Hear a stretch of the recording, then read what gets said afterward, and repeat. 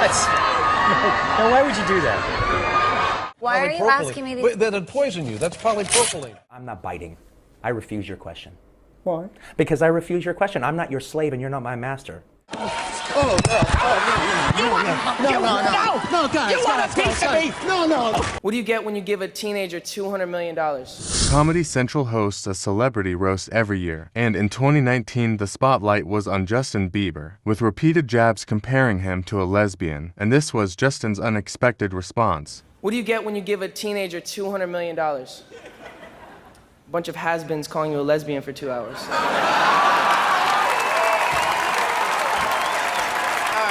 I'm playing. Kevin is so short he calls Lil Wayne Wayne. This next interview took an unexpected turn when actor Will Smith reacted sharply to a reporter who suddenly leaned in for an uninvited kiss. Oh my God.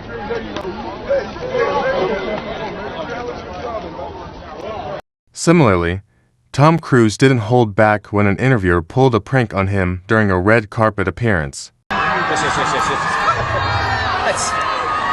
Now, why would you do that? Why would you do that? Come here. Why would you do that? What's so funny about that? It's ridiculous. Do you like making less of people? Is that it? The Wolf of Wall Street himself, Jordan Belfort, lost his cool when a reporter accused him of hiding money, turning a simple interview into a fiery spectacle. I've said enough about this. Let's move on.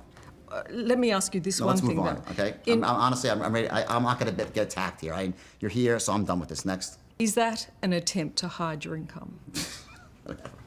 Next question. I think the peanut gallery is going to start shining really quickly. We've been audited. I think you can air what you want here out of this. In this next interview, the host was trying to humiliate Lady Gaga, but she literally ate the interview. Last year, you bought $11,000 in lingerie at one store. That's very inappropriate of you to ask. Why are you asking me these? That'd poison you. That's polypropylene. I'm just so fed up with all of it. Once? Hey, how about this one? Joe Budden stormed out of an already fiery interview with rap trio My Ghost. It felt like it could erupt into a physical confrontation at any second. All right, we got to wrap this up, though. Okay. My bad. Happy to jump. I couldn't wrap hear it up anything then. over there. Close it. Close it. Hey, listen, man. I wish I could talk to the Migos longer, man. It's one of my favorite groups. I've been covering for so long. I'm glad they succeeded, man. Hey, man, you guys are nominated tonight. Have a good show. Hold on.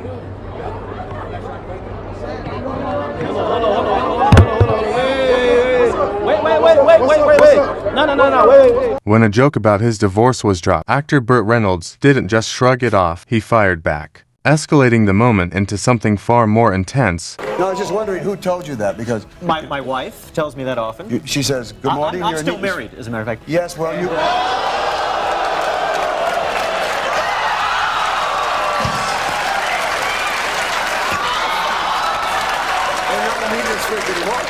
A Russian journalist questioned Justin Timberlake about his growing involvement in film, why a musician like him was pursuing acting.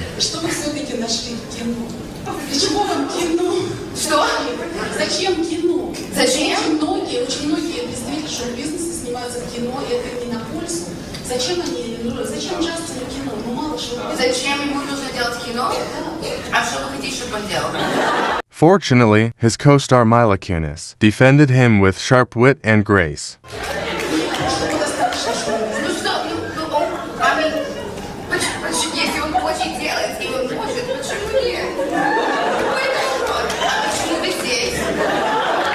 Dakota Johnson just destroyed Ellen in a funny way, soft-spoken, but still savage. Watch how Ellen reacted. But Tig Notaro performed at your party? She did. She did a set? She did. It was a surprise. What did she do? A bunch of funny stuff. She's hilarious. She's my favorite comedian. Other than you. Bye. Wow. I'm sorry. No. I was just talking to my favorite actress the other day, Jen. Some of the most unforgettable moments in comedy aren't written. They just happen. During an interview, what started as a casual conversation turned legendary when Don Cheadle nonchalantly mentioned his age. Kevin's instant, unfiltered reaction wasn't scripted, but it landed harder than any rehearsed punchline ever could. At the same time, like I said, and me, you know, I'm 56 years old. Damn. I'm sorry. I'm sorry. This wasn't just a regular damn, it was a visceral, soul-deep, unstoppable damn that came straight from the core. Kevin Hart's mouth moved before his brain had a chance to weigh in. And the second the word escaped, you could see it in his eyes. Instant regret. He knew he'd stepped in it. Panic flashed across his face as damage control mode kicked in. I'm sorry. Because it was a thought. No, seriously. It was a thought. It was a thought, and I blurted it out. I did not mean it that way. I'm fine. Okay, but just understand, I didn't mean it the way it came out. We'll take a poll on how you meant it with people here later after the show's over, but...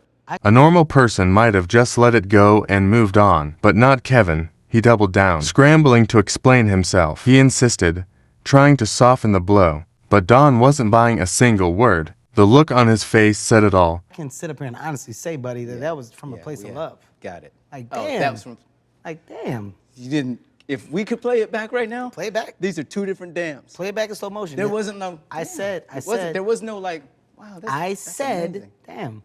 No. At this point, the interview had transformed into a full-blown courtroom drama. Don Cheadle wasn't just a guest anymore. He was the judge, jury, and executioner. He forced Kevin to relive his verbal crime in painful slow motion. No, you said the word damn. Do you want me to tell you how you said it? I know how I said it, Don. Do you want me to say it back to you how I think you said it? Go ahead. Damn. Not true. Fam. Not true. Fam. I said... Kevin. I said, damn it. Each attempt at recovery turned into fuel for the fire. Kevin was trapped in a loop of nervous laughter, wild explanations, and increasingly desperate backpedaling. This interviewer had a tendency to turn this interview into a political debate. But see what happened. But why are you so sure that there's no link between enjoying movie violence and enjoying real violence?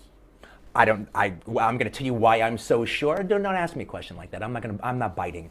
I refuse your question. Why? Because I refuse your question. I'm not your slave and you're not my master. You can't make me dance to your tune. I'm not a monkey. I can't make you answer anything. In this episode, tensions boiled over as 16 turned up the heat on Flacco, throwing sharp accusations and calling him out as a clout chaser who wasn't being authentic. The conversation took an unexpected turn when 16 brought up some deeply personal issues. You said, what's the clout chasing ass 16? Yes. Hey, no. This time, Kanye felt a shift, not just disrespected, but deeply provoked. Peers didn't hold back either. The usual composed exchange cracked open into something raw. It wasn't just a clash of opinions anymore. It was two storms colliding. Why do all you people in media act like you haven't played my songs at your weddings or graduations or at funerals or when your child was born? Like that nuance right there, it's idiotic. It just shows the hate that you put out for people that put love. There's so much love in the art that I put out. With all due respect, so many, what are you talking about? I haven't said anything. What are you talking about? It's 30. Okay, now you're not taking accountability or responsibility. Literally, you said it. You implied I haven't played your music. Of course I played your music. No, sir. This is what you get for now. We can circle back when you can count. Okay. Meanwhile, Jamie Foxx deftly sidestepped a question that hinted at the swirling rumors about his rumored relationship with actress Katie Holmes, leaving just enough mystery. I saw pictures. Did you and Katie Holmes play basketball for Valentine's Day? Like some real loving basketball game? Uh-oh. Are we losing? Tom Cruise didn't just dodge the question, he lit a fuse. When reporter asked if Nicole Kidman was the love of his life, he snapped, "Put your manners back in," leaving no room for doubt or follow-up. Was Nicole the love of your life? What do you mean, Peter? You have a relationship where you talk, it's a parenting relationship, and talk professionally about each other's Why work. don't we, listen, here's the thing, Peter. Yeah. You're stepping over a line now. You're stepping over a line, you know you are. I suppose they're questions, though, that people want to know. Peter, you want to know. Take responsibility for what you want to know. Don't say what other people. This is a conversation that I'm having with you right now. You're right. Okay. I'm just telling you right now. Okay? Just put your manners back in. Just recall the time Chelsea Handler effortlessly took down Piers Morgan in a showdown that left audiences stunned. The tables can turn fast when confidence meets wit. You tweet very amusingly. I wish you did. I mean, in the middle of the commercial break, I want your viewers to know, they must know because they're probably following you on Twitter. I mean, you can't even pay attention for 60 seconds. You're a terrible interviewer. When Piers Morgan tried to twist the narrative and pin the awkwardness on Chelsea Handler, she didn't just respond, she dismantled him. Well, but that's not my problem. It is your problem. This is your show. You have to pay attention to the guests that you invited on your show. If they're interesting enough. Yeah, they listen, it doesn't matter how interesting I am. You signed up for this job. Of course it does. Well, maybe that's why your job is coming to an end. Actress Anne Hathaway stirred public curiosity and debate after tactfully sidestepping a probing question about a private conversation, prompting mixed reactions, some praising her poise, while others criticized her as evasive or passive-aggressive. Sitting next to Anna Wintour at the Michael Kors show where you recreated that look. Have you guys ever spoken about the movie? Yes. And what has she shared? Why would I tell you? Because I'm a fan and I need to know. Yes, I know, but you weren't there. What started as a movie interview turned tense fast, but our DJ wasn't playing along. With calm precision, he shut it down, leaving the interviewer grasping for control and the audience stunned by the silent power of walking away. Your relationship with your father and the role of all of that, the dark periods you entered, taking drugs and drinking and all of that, you think you're free of all of that? Or whether that's still something. I'm sorry, I really don't. What are we doing? Well, I'm just asking questions, that's all. Right. I mean, Okay, that's okay. Bye. Thank you guys. Oh, I'm sorry. Take your mic. It's okay. Yeah, you're right. Thank you. Do you? You seem okay. It's just getting a little dinosaur in your. No, look, I don't want to do that. Thank you. In this next painfully awkward moment, Jesse Eisenberg found himself visibly unsettled when the host abruptly demanded he perform a magic trick, turning the interview into a tense exchange. Do you know the comedian Carrot Top? Yes, horrible. Well, you were like the Carrot Top of interviewers. Ooh. Yeah. No, and it's a good thing. It's I'm a good gonna thing. go cry now. No, don't cry now. Cry after the interview's over, because otherwise I'll look like I'm responsible for it. Okay, so. Well, you are. Well, I don't want to know that though. Okay, Okay, well, so- you know now. I said your name into camera. What else do you want from me? A magic trick. Okay. All right. So we can wrap this up. Hey, you're on my time. She cornered him for a magic trick, and while he played along, her cold standoffish vibe killed any chance of the interview recovering. This should be your card then? Yes. Really? No. It's not. Is it your card? I mean, it doesn't matter. No, it's not. It's not my card. I don't need to be amazed. I already know how it's done. It's not. Okay. Was that your card?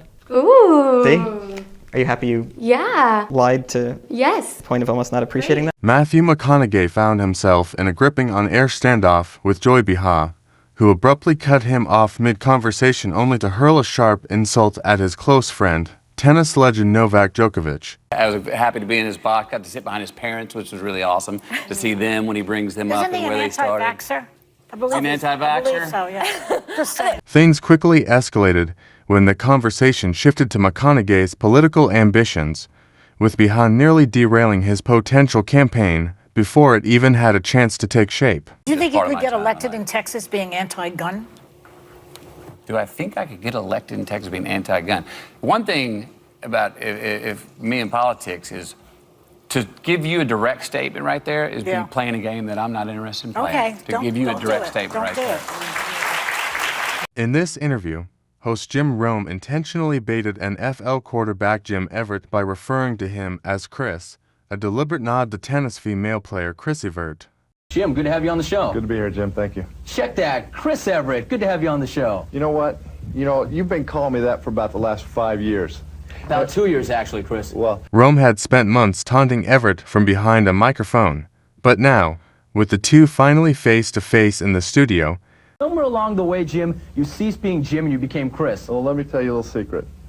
That you know, we're sitting here right now, and if you guys want to take a station break, you can. But if you call me Chris Everett to my face one more time, I already did it twice. You call it one more time. We better take a station break. Well, it's a 5-minute segment, or 5-segment show. We got a long way to go. Rome exuded a smug confidence, perhaps believing that the presence of cameras and a studio crew offered him a safe barrier from Everett's fury. Well, it's good to see you because too. you've been talking like this behind my back for a long time. But now I said it right here. Right, exactly. Well, we got no problems then. I think that you probably won't say it again. I bet I do. Okay. Chris? He realized that no amount of production could protect him from a man pushed too far. CBS reporter John had a face-to-face moment with President Donald Trump. What happened next was anything but expected. Take a look. I just wanted to find out, though, you're the President of the United States. You said he was sick and bad because he had tapped you. You can take any way, you can take it any way you want. But I'm asking you, because you don't want it to be fake news. I want to hear it from President Trump. You don't have to ask me. Why not? Because I have my own opinions, you can have your own opinions. But I want to know your opinions. You're the President of the United States. It's enough. Thank you. Thank you very much. The next interview took an unexpectedly tense turn right from the outset, as renowned sports commentator Bob Costas began his conversation with WWE founder Vince McMahon by zeroing in on the high-profile collapse of the XFL, short-lived football league launched by McMahon that folded within a year of its ambitious debut. Here now, Vince McMahon. Thanks for coming, Vince. Can you guarantee me right now that there will be a year 2 for the XFL? What a ridiculous statement.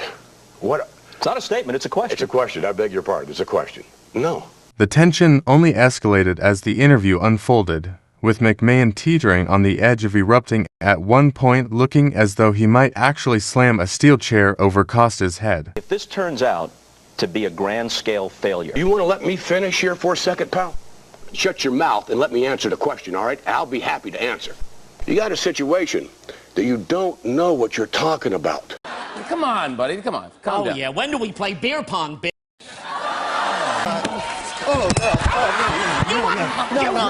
No, guys. You want a piece of me? No, you want to do this.